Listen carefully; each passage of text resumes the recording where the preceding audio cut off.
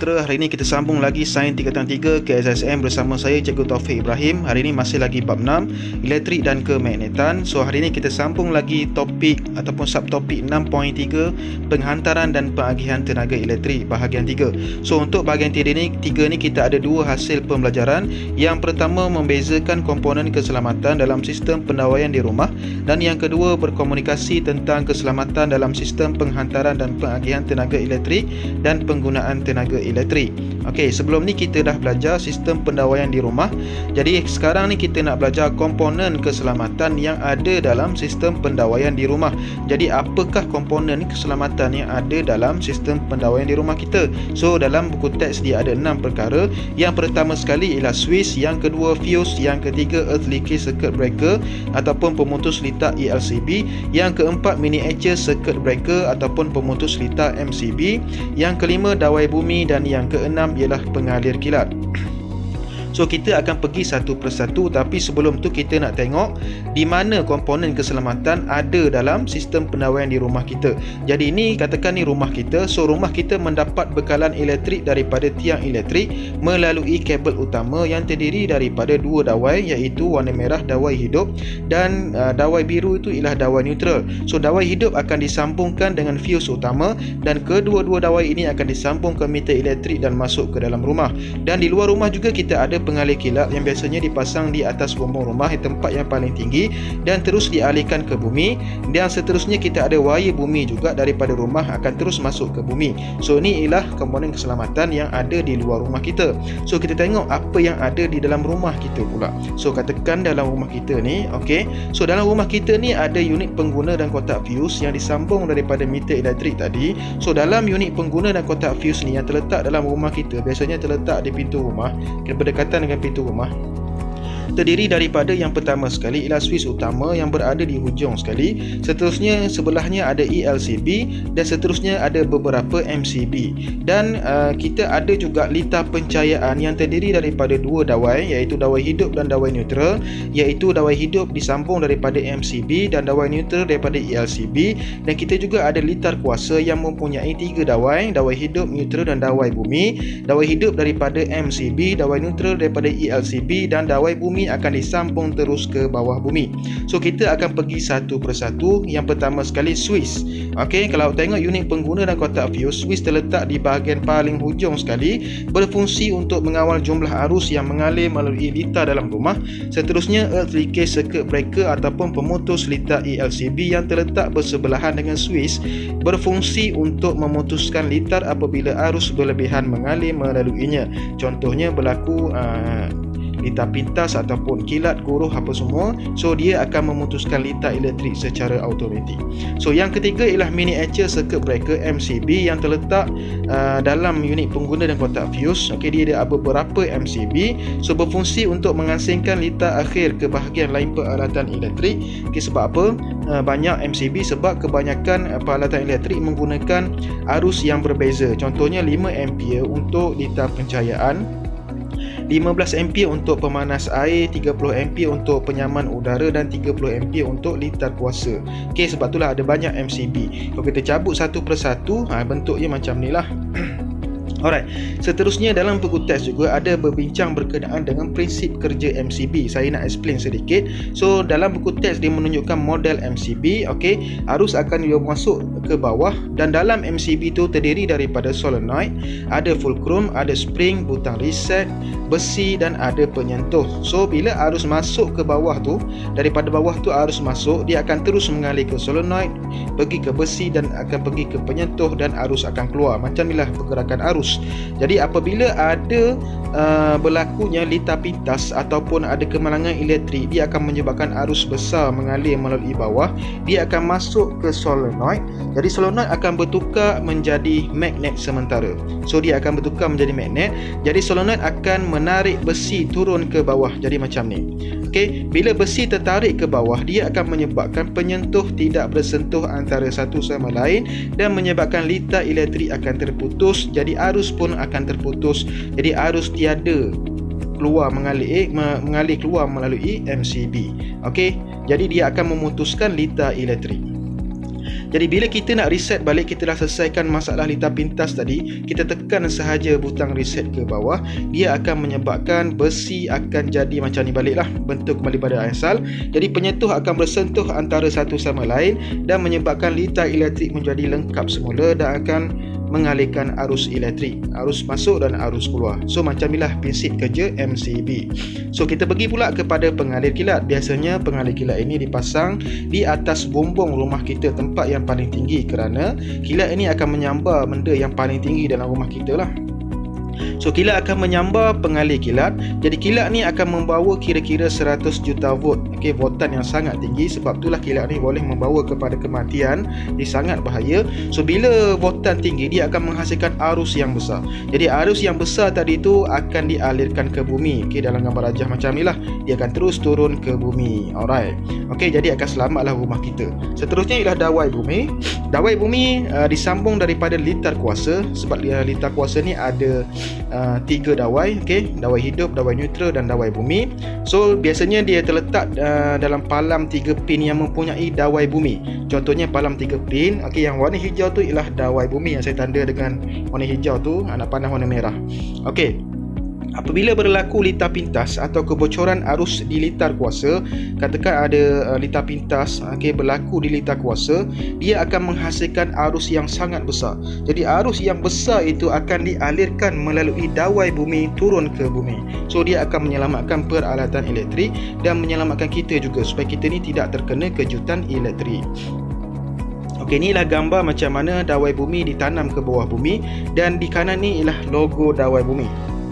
Seterusnya kita pergi pula kepada fuse. Ini ialah struktur fuse. Fuse ini terdiri daripada penutup sesentuh logam. Kenapa logam? Sebab logam ni boleh mengalirkan elektrik. Dan ada sarung kaca atau porselin. Di dalam sarung kaca dan porselin ini diisi dengan nitrogen ataupun butiran kuarza. Dan seterusnya ada nilai fuse. Kita katakan fuse ini bernilai 5 ampere. Dan yang paling penting ialah wire fuse di dalam tu. Okay. So fuse ni ialah komponen elektrik yang digunakan untuk mengawal arus elektrik yang berlebihan. So macam mana? Dengan cara memutuskan litar elektrik. Kita tengok wire fuse tu. So wire fuse tu ialah seutas wire halus yang pendek, mudah panas dan melebur apabila arus yang mengalir lebih besar berbanding nilai fuse. Jadi jika wire fuse itu melebur, bekalan elektrik akan terputus. Okey, contohnya katakan ada arus yang mengalir masuk melebihi nilai fuse, katakan 7 ampere, okey, dia besar daripada 5 ampere. Jadi wire di tengah tu akan terputus. So bila wire fuse terputus, dia akan menyebabkan litar elektrik tidak lengkap dan akan menyebabkan arus akan terhentilah. Okey, dia akan memutuskan arus dalam litar elektrik. So itu ialah kerja macam mana fuse, prinsip kerja fuse lah. Alright, seterusnya kita pergi pula kepada jenis fuse. Fuse terdiri daripada fuse cartridge dan fuse wire boleh ganti. So fuse cartridge macam gambar rajah ini, okay, fuse wire boleh ganti macam ni. Kita pergi dulu kepada fuse cartridge. Biasanya dipasang dalam palam 3 pin bersebelahan dengan dawai hidup. So jika terbakar, perlu ganti dengan fuse lain yang mempunyai nilai yang sama. Katakan fuse tadi tu 3 ampere, so kita kena ganti balik dengan 3 ampere. Okay, untuk fuse wire boleh ganti pula biasanya terdapat pada fuse utama luar rumah, okay, yang bersebelahan dengan meter elektrik yang saya tandakan ni. So bila terbakar, wire fuse sahaja kita kena ganti, tak perlu kita tukar seketul fuse tadi tu. So inilah beza antara fuse cartridge dan fuse wire boleh ganti. Jadi semua fuse ni, fuse cartridge dan fuse wire boleh ganti, berfungsi sebagai alat keselamatan elektrik, melindungi wire dan peralatan daripada sebarang aliran arus yang berlebihan. Seterusnya penentuan nilai fuse. Okey, nilai fuse ni ialah nilai maksimum arus yang dapat mengalir melalui fuse tanpa menyebabkan wire fuse-nya terbakar ataupun melebur. Okey, katakan ini ialah fuse yang bernilai 5 ampere. Jadi fuse 5 ampere ini membenarkan arus maksimum 5 ampere sahaja untuk mengalir melaluinya. Lebih daripada 5 ampere tak boleh. Okey, so macam mana kita nak tentukan nilai fuse? Okey, pemilihan nilai fuse. So nilai arus maksimum yang mengalir, dia bergantung kepada nilai arus maksimum yang mengalir. Okey, biasanya nilai fuse ini mesti kita letak lebih besar berbanding arus maksimum. Contohnya cairan elektrik ini, arus maksimumnya ialah 11.34 ampere. Jadi kita kena guna fuse yang bernilai lebih sikit berbanding 11.34 tadi tu. Contohnya 13 ampere. So macam itulah kita nak pilih nilai fuse. Kita kena cari nilai fuse yang besar sedikit daripada nilai mencapai maksimum arus sesuatu peralatan elektrik tersebut. Seterusnya, kita pergi pula kepada keselamatan dalam penggunaan peralatan elektrik. Dalam buku teks kita ada contoh setereka ataupun iron disambungkan dengan palam 3 pin. Jika berlaku kerosakan pada peralatan elektrik, katakan berlaku letak pintas dalam setereka ni, jadi arus yang besar akan mengalir melalui wayar bumi. Jadi arus besar tadi tu akan terhasil dan dia akan terus dialihkan ke wayar bumi. So dia akan dialihkan ke wayar bumi dan masuk ke bumi terus. Okey. Jadi jika kita menyentuh bahagian logam tadi tu, kita sentuh setereka ni, arus tadi tidak akan mengalir melalui kita lah. Okey, sebab dia dah mengalir keluar. Okey. Jadi arus yang besar itu juga akan meleburkan fuse dan seterusnya memutuskan litar elektrik. So kalaulah tak ada dawai bumi dan fuse dalam setereka ni, jadi arus tu bila kita pegang kita akan kena arus tadi. Namanya kejutan elektrik. Jadi ini antara dua komponen keselamatan yang ada dalam setereka ni lah. Okey, seterusnya kita pergi pula kepada 4 perkara yang kita nak bincang dalam keselamatan dalam penggunaan peralatan elektrik. Yang pertama, punca litar pintas. Yang kedua, punca kemalangan elektrik. Yang ketiga, langkah keselamatan semasa menggunakan peralatan elektrik. Dan yang keempat, langkah yang perlu diambil semasa berlakunya kejutan elektrik. So kita pergi dahulu kepada punca litar pintas. So litar pintas ni ialah kerosakan yang disebabkan pertemuan antara dawai hidup dan dawai neutral. Contohnya dalam gambar rajah ni, apabila dawai hidup dan dawai neutral bertemu, dia akan menyebabkan litar pintas berlaku. So akan menyebabkan kebakaran kecil berlaku lah. So kadar arus akan meningkat 10 hingga 50 kali ganda daripada arus dalam litar. So antara puncanya ialah kerosakan mekanikal pada penebat kabel. Yang kedua, tamatan kabel yang tidak sempurna. Dan yang ketiga, kerosakan pada peralatan elektrik. Seterusnya kita pergi pula kepada punca kemalangan elektrik. Okey, yang pertama sekali, menyentuh switch dengan tangan yang basah. Okey, sebab air ni boleh mengalirkan elektrik. Yang kedua, menyentuh wayar yang rosak apabila arus mengalir. Yang ketiga, memasukkan logam ke dalam soket elektrik. Contohnya kita menggunakan palam 2 pin kepada soket 3 lubang. Jadi kita lubang yang atas tu kita masukkan logam ataupun garfu. So logam ni boleh mengalirkan elektrik, jadi sangat bahayalah. Okey, boleh terjadinya litar pintas dan kejutan elektrik kepada kita. Okey, seterusnya ialah langkah keselamatan semasa menggunakan peralatan elektrik. Yang pertama, jangan sambungkan terlalu banyak peralatan elektrik pada satu soket. Dia akan menyebabkan overload atau beban berlebihan dan menyebabkan berlakunya litar pintas. Yang kedua, elakkan menggunakan penebat wayar yang rosak, boleh menyebabkan litar pintas kerana dawai hidup dan dawai neutral boleh bertemu. Okey, menyebabkan litar pintas berlaku. Yang ketiga, keluarkan palam dengan memegang kepalanya dan bukan menarik wayarnya. Yang keempat, jauhkan soket dan kabel jauh daripada sumber air dan pemanas. Okey, sebab air ni boleh mengalirkan elektrik. Seterusnya yang kelima, elakkan menyentuh alatan elektrik dengan tangan yang basah. Matikan bekalan elektrik utama di switch utama apabila ingin memasang peralatan elektrik. Sebelum kita melakukan kerja pemasangan peralatan elektrik, kita matikan dahulu switch utama. So jadi elektrik tidak akan mengalir dalam rumah kita. So selamatlah kita. Okey, kalau kita tak pandai juga, tak reti untuk keselamatan kita, kita gunalah khidmat juru elektrik bertauliah untuk membaiki peralatan elektrik yang rosak. Lagi selamat, serah pada yang pakar.